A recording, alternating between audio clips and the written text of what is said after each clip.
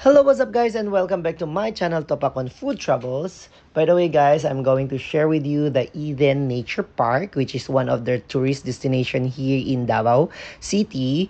And by the way, kung pupunta po kayo dito, you're expecting na yung feeling is like nasa Baguio din po kayo kasi yung biyahe is papunta paangat sa bundok.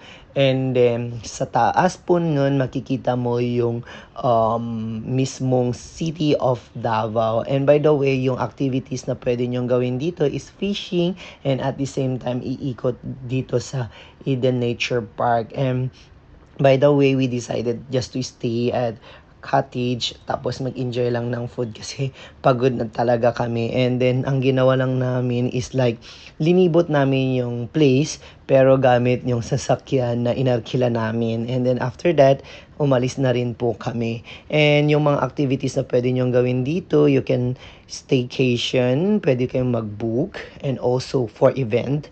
And yun guys. And by the way, may entrance po siyang 500 pesos which is pwede nyo pong gamitin yun for your food.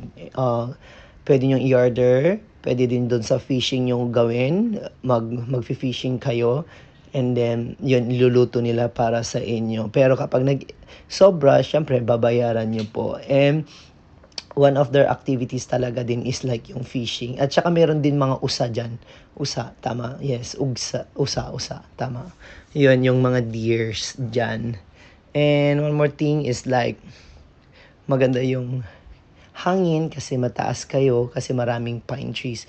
Yung talagang feeling is like nasa Baguio ka na rin. And regarding sa mga activities, kung talagang mataas pa yung energy nyo, feel ko mas maganda din na maglakad-lakad kayo at tignan yung paligid. Pero meron din silang mga sasakyan na provide kung gusto nyo maglakad, ay maglibot. Pero if I'm not mistaken, may bayad din.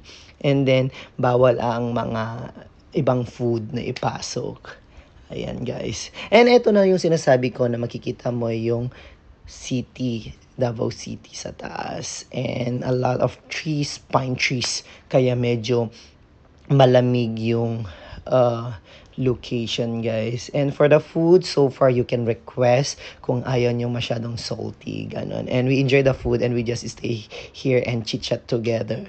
And thank you for watching guys. Please don't forget to subscribe, like, and share my videos. See ya! Please don't forget to press the bell button. Thank you!